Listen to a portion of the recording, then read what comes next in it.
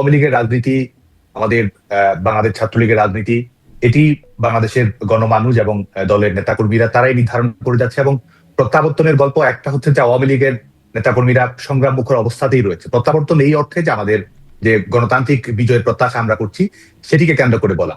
আরেকটি হচ্ছে যে আমরা দৃঢ়তার সঙ্গে বিশ্বাস করি যে বাংলাদেশের যে রাজনৈতিক বাস্তবতা, বাংলাদেশের অভ্যন্তরীণ বিশেষ করে অস্থিতিশীলতা, অর্থনৈতিকভাবে বাংলাদেশের সম্পূর্ণভাবে ভেঙে পড়া, আইনের শাসন হীনতা এবং রাজনৈতিক যে ভারসাম্যহীনতা বাংলাদেশে তৈরি হয়েছে, উগ্রবাদের উত্থান তৈরি হয়েছে, এবং এর প্রত্যেকটি ক্ষেত্রে বাংলাদেশ যে চ্যালেঞ্জ গুলো মোকাবেলা করছে তার প্রত্যেকটি চ্যালেঞ্জ মোকাবেলায় আওয়ামী লীগ সভাপতি শেখ হাসিনার নেতৃত্বই পরীক্ষিত এবং ভিশনারি। যে কারণে আমরা বিশ্বাস করি যে শেখ হাসিনা চ্যাম্পিয়নের মতোই প্রত্যাবর্তন করবেন, শেখ হাসিনা একজন কামব্যাক হিরোর মতোই প্রত্যাবর্তন করবেন, এবং শেখ হাসিনা আসলে বাংলাদেশের গণতান্ত্রিক সংগ্রামের প্রতি এবং ভবিষ্যৎ যে স্থিতিশীল এবং অর্থনৈতিক সমৃদ্ধি যেটি বাংলাদেশের মানুষের চাওয়া সেটি তিনি নিশ্চিত করবেন। আরেকটি করতেই পারেন, কিন্তু সেটি কিভাবে আর কি সেই কামব্যাক হিরো বলছেন, কিভাবে সেই হিরোর প্রত্যাবর্তনটা?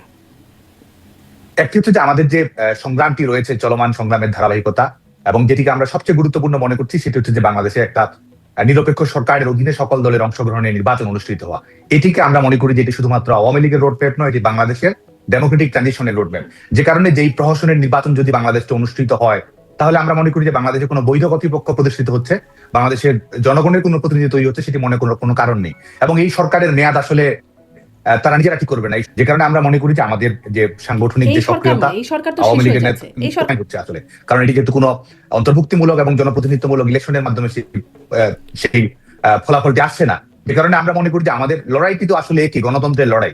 তো সেই লড়াইয়ে আমাদের অব্যাহত গণতান্ত্রিক সংগ্রাম, সাংগঠনিক সক্রিয়তা, জনগণের সঙ্গে সংযোগ এবং বাংলাদেশের রাজনীতির একটা অনিবার্য পরিণতি আমরা মনে করি যে শেষ পর্যন্ত একটা সেদিকেই যাবে।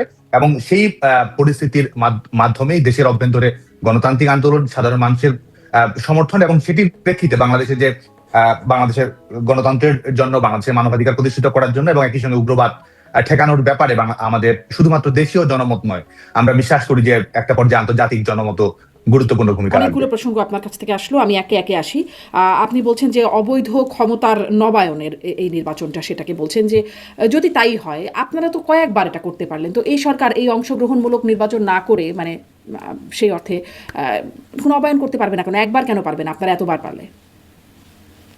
দেখুন, প্রথমত হচ্ছে যে আমরা একটা পার্থক্য আমরা সবসময় স্পষ্ট করে বলি, সেটি হচ্ছে যে কোন নির্বাচনেই কারো অংশগ্রহণের নিষেধাজ্ঞা ছিল না।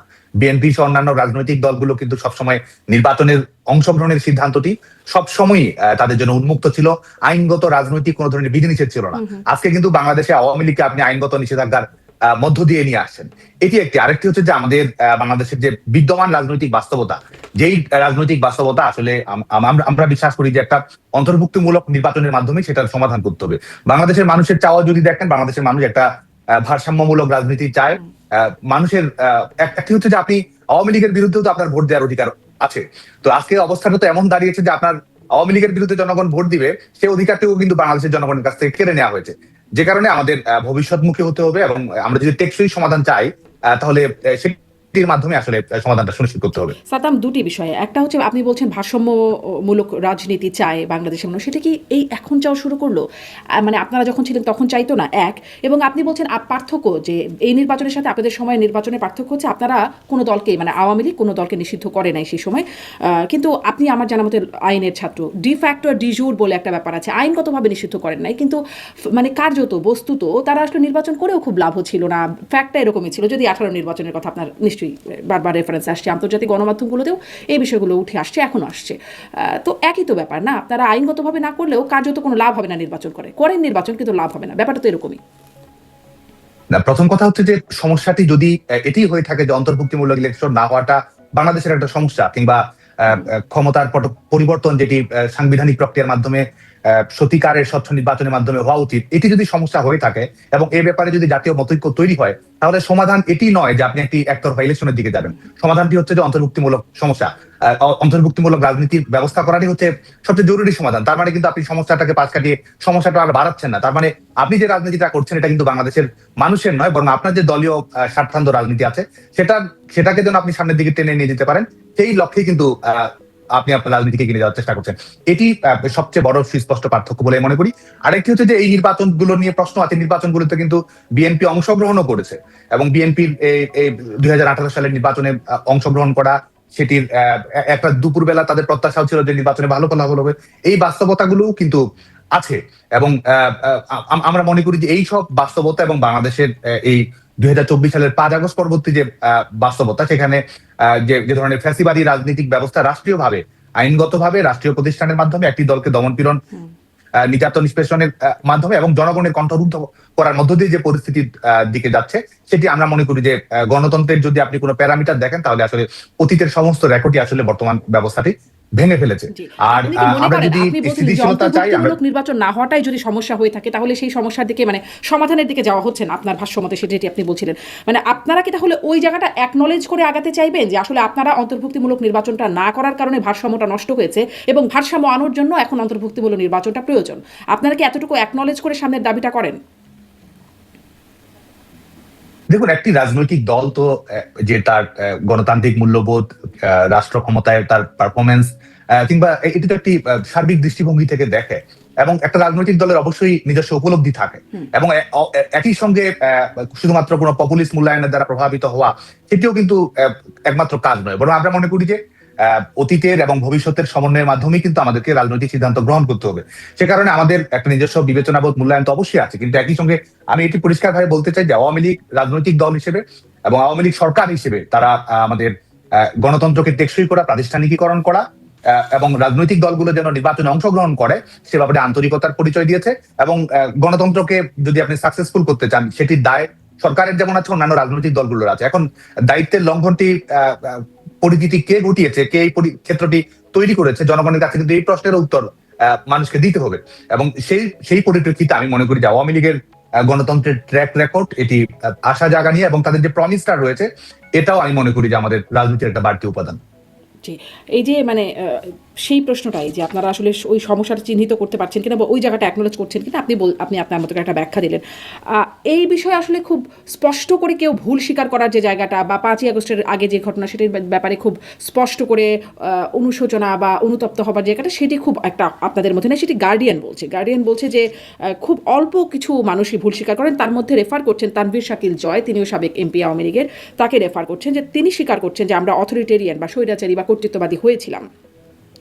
আমার অনুষ্ঠানেও কয়েকজন নেতা যেমন হাবিবে মিল্লাত সাবেক এমপি, তিনি বলেছিলেন জনপ্রিয়তা হারিয়েছিলেন বলেই এই অবস্থায় হয়েছিল। মানে আপনারা এই যে কেউ বলছেন, এদিকে আপনারা আসলে কিভাবে দেখেন? কেউ বলছেন, আবার বেশিরভাগ অংশ বলছেন না। এটি কিন্তু আজকে দেখুন যে আজকে আপনি যদি 5 আগস্ট পরবর্তীতে আওয়ামী লীগের সকল পর্যায়ে নেতৃত্বের কথা যদি বলেন, জুলাই আগস্টের ঘটনাকে অ্যাড্রেস করা থেকে শুরু করে প্রত্যেকটি বিষয়ে আওয়ামী লীগ কিন্তু দায়িত্বশীলতার পরিচয় দিয়েছে। এই প্রত্যেকটি ঘটনার নিরপেক্ষ বিচার এবং সুস্পষ্টভাবে দলের পক্ষ থেকে বার্তা দেওয়া হয়েছে, অপরাধে যারাই সম্পৃক্ত হোক না কেন তাদের বিচারিক প্রক্রিয়া আওতায় আনতে হবে, নিরপেক্ষ তদন্ত করতে হবে এবং সঠিকভাবে যেন ন্যায়ানু বিচার প্রক্রিয়া সম্পন্ন হয় সেটি নিশ্চিত করতে হবে। বাংলাদেশে যারা এই জুলাই আগস্টের এই ঘটনা পরিক্রমায় যারা মৃত্যুবরণ করেছেন তাদের প্রত্যেকটি ঘটনার আনুপুঙ্খ তদন্ত যেন নিশ্চিত করা হয়, এটি তো সত্যিকারের আমরা যেটি মনে করি যে দায়িত্বশীলতার পরিচয়, যে সঠিক ঘটনাটি ঘটে আসুক, রাজনীতিকরণ যেন ঘটনাটি না ঘটে, এটি যেন ক্যাঙ্গারু কোর্টের ট্রায়াল যেটি বাংলাদেশে তৈরি হয়েছে সেটি বাস্তবতা যেন সেই বাস্তবতায় যেন না যায়, সেই লক্ষ্যেই তো একটা রাজনৈতিক দল সঠিক ভূমিকা পালন করেছে এবং ভবিষ্যতের দিকে তাকাতে এই বাস্তবতাগুলোর আলোকে। যে কারণে একটা যে সার্বিক মূল্যবোধ, সার্বিক উপলব্ধি, এই আজকে দেখুন যে 5 আগস্টের পরবর্তীতে যখন বাংলাদেশে উগ্রবাদের অভ্যুত্থান, এক ধরনের আনুষ্ঠানিক সূচনা হয়, মৌলবাদের অভ্যুত্থান হয় বাংলাদেশে, তো সেটি নিয়ে তো অবশ্যই আমাদের উপলব্ধি রয়েছে এবং এই আমাদের রাজনৈতিক সিদ্ধান্তগুলো নিয়ে তো অবশ্যই নিজস্ব মূল্যায়ন রয়েছে। আর আরেকটি হচ্ছে যে দুঃখবোধ, অনুতাপ, অনুশোচনা, এই যে শব্দ, শেষ করুন, এই যে বিষয়গুলো ব্যবহার করা হয়, প্রথম কথা হচ্ছে যে মানুষকে রায় দেওয়ার সুযোগ দিতে হবে। আজকে কে দুঃখিত হবে, কে লজ্জিত অনুভব করবে, কার কতটুকু দায় রয়েছে, এটি তো এক ধরনের বায়বীয় বিষয়। এই সিদ্ধান্তটি আপনি কিভাবে গ্রহণ করবেন? এক গণতান্ত্রিক সিদ্ধান্ত মানুষকে নেওয়ার সুযোগ দিতে হবে। আর যদি ন্যায় বিচারের প্রক্রিয়া আপনি অবলম্বন করতে চান তাহলে সেই নিরপেক্ষ ন্যায়ানুক বিচার প্রক্রিয়া আপনাকে নিশ্চিত করতে হবে।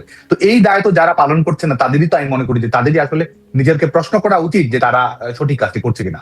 এই যে নিরপেক্ষ বিচার, এটা আসলে তো একটা খুবই সুন্দর শব্দগুচ্ছ, কিন্তু এটি আসলে কিভাবে সম্ভব, কোন সময় সম্ভব? আপনারা এখনকারটা নিরপেক্ষ মানেন না, আপনাদের সময় যে বিচারগুলো হয় সেগুলো আবার মানে যারা বিরোধী পক্ষ ছিল তারা মানেন নাই, তাহলে কি হলে আমরা বলবো আসলে নিরপেক্ষ?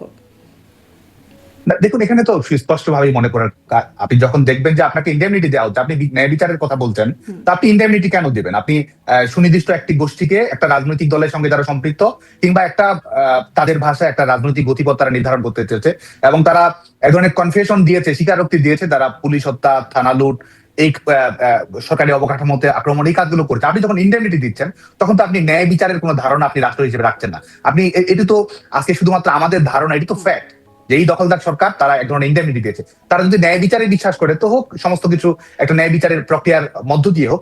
এটি তো একটি বড় দৃষ্টান্ত যে নিরপেক্ষ বিচারের ধারণা তারা রাখছে না। দ্বিতীয় বিষয় হচ্ছে যে এই যে কোর্টের আপনি বিচার প্রক্রিয়াটি দেখেছেন, এখানে যাদের বিরুদ্ধে রায় দেওয়া হচ্ছে তাদেরকে কোনো আইনজীবী নিয়োগ দেওয়া হচ্ছে, তাদের কোনো ধরনের মতামত প্রদান করার কোনো সুযোগ থাকছে নাকি কোনো ধরনের বিচারিক যে প্রক্রিয়া অবলম্বন করছে? আইনজীবী নিয়োগ করবে, মানে তার জন্য তো একটা লিগ্যাল প্রসিডিওর আছে। যদি আগে থেকে শুরুতেই এই আদালতকে মানি না বলে তার মধ্যে অংশ না নেয় একটি পক্ষ, মানে আসামি পক্ষ, তাহলে কিভাবে আসলে অংশগ্রহণ করবে বা আইনজীবী দেবে বা মতামত দেবে কিভাবে? একটি হচ্ছে যে এই যে আইসিটি ট্রাইব্যুনাল যেটি গঠন করা হয়েছে, আপনি জানেন যে এটি আইনগতভাবেও কিন্তু বেআইনি। কারণ এটি একটি হচ্ছে যে যুদ্ধাপরাধীদের বিচার, মানবতা বিরোধী অপরাধীদের বিচার কার্যক্রম সম্পন্ন করার জন্য আমাদের মুক্তিযুদ্ধের প্রেক্ষাপটে এটি করা হয়েছিল। সে কারণে এই আইনকে কভার করার মতো কোনো ধরনের আইনি যুক্তি কিন্তু নেই। দ্বিতীয় বিষয় হচ্ছে যে অধ্যাদেশের মাধ্যমে এটি করা হয়েছে, সেই আপনি জানেন যে অধ্যাদেশকে আপনি যখন পার্লামেন্টে অনুমোদন দিবেন, সেটি আইন হিসেবে অনুমোদন পাবে। এর আজকে এই বিচারিক কার্যক্রম পরিচালনা করা হচ্ছে একটি অধ্যাদেশ দিয়ে, এবং যেটি বাংলাদেশের কোনো পার্লামেন্টে এখন অনুমোদন দেওয়া হয়নি, অথচ সর্বোচ্চ বিচারিক দণ্ড সহ আনুষঙ্গিক সমস্ত প্রবিধান কিন্তু বাস্তবায়ন করা হচ্ছে। এবং এই যে বিচারিক প্রক্রিয়া নিয়ে সমালোচনা করতেই পারবেন, আন্তর্জাতিক অঙ্গন থেকেও এই কোর্ট নিয়ে সমালোচনা করছে, সেটি আছে। কিন্তু কি হলে আসলে সঠিক বিচার হবে, আপনি আমাকে এটা বলেন যে মানে কি হলে আপনারা বলতেন বা বলবেন এটি সঠিক বিচার হচ্ছে, কি করা হলে? প্রথমত নিরপেক্ষ তদন্ত হতে হবে। দ্বিতীয় হচ্ছে যে ইন্ডেমনিটি আইন যেটি তারা করেছে, যেটির মাধ্যমে আপনি বিচারিক দায় মুক্তি দিচ্ছেন, সেটি প্রত্যাহার করতে হবে। এবং তারপরে এখানে ক্রিমিনাল রেসপন্সিবিলিটি কার কতটুকু রয়েছে, আইন শৃঙ্খলা রক্ষাকারী বাহিনী কোন পরিপ্রেক্ষিতে কি ধরনের সিদ্ধান্ত গ্রহণ করেছে, এটির প্রত্যেকটি আইনানুগ দৃষ্টিভঙ্গি, আমাদের ক্রিমিনাল জুরিসপ্রুডেন্সের ধারণা, সবকিছুর আলোকে আপনাকে সিদ্ধান্ত গ্রহণ করতে হবে। আপনি যখন রাজনৈতিক সিদ্ধান্ত বাস্তবায়ন করবেন, কিংবা কোর্টকে যখন রাজনৈতিক কাজে ব্যবহার করবেন, কিংবা সরকার যখন নিজেই রায় ঠিক করে দিবে আজকে, তখন তো কোনো ধরনের ন্যায় বিচারের পরিবেশ আছে এটি মনে করার কোনো কারণ নেই। জি, মানে খুব সুন্দর লাগছে কথাগুলো, কিন্তু কথাগুলো খুব থিওরিটিক্যাল মনে হচ্ছে। কারণ কি, যখন ধরেন ওই সময় তো আইন আদালত ছিল, যখন আসলে এই ঘটনাগুলো ঘটছিল, তখন যে এফআইআর হচ্ছিল, তখন যে তদন্তগুলো হচ্ছিল, তখন সব মানে অজ্ঞাতনামা বিএনপি জামাতের নাম ঢুকিয়ে দেওয়া হচ্ছিল, একদম ভর্তি করে এফআইআর নাম ভর্তি করে দেওয়া হচ্ছিল। অতএব আসলে নিরপেক্ষ তদন্ত কিভাবে? তখন জাতিসংঘ তদন্ত করতে চেয়েছিল, কিন্তু জাতিসংঘকে তদন্ত না করতে দিয়ে তাদের কাছ থেকে টেকনিক্যাল সহযোগিতা চেয়েছিল তৎকালীন সরকার। সেই সময় পররাষ্ট্র সচিব এবং প্রধানমন্ত্রীর নাইমুল ইসলাম খান ছিলেন, তিনি তখন প্রেস সচিব, তারা মিলে বলেছিলেন, আমার এখনো মনে পড়ে সেই সংবাদ সম্মেলনটা। তো আসলে তদন্তটা কখন সঠিক হতো সেটা নিয়ে একটা প্রশ্ন। যাই হোক, এদিকে আর না যাই। আমি আসলে ওই যে প্রত্যাবর্তনের পরিকল্পনা আপনি যেটা বলছিলেন, গার্ডিয়ান পত্রিকায় লিখছে যে পরিকল্পনার মধ্যে আসন্ন নির্বাচন ব্যাহত করতে হাজার হাজার সমর্থককে সক্রিয় করার উদ্যোগ রয়েছে। এটা গার্ডিয়ান পত্রিকা বলছে, মানে সমর্থককে সক্রিয় করার উদ্যোগ, মানে এই বিষয়টাকে একটু ব্যাখ্যা করবেন যে কিরকম উদ্যোগ আপনাদের রয়েছে আসন্ন নির্বাচনকে ঘিরে?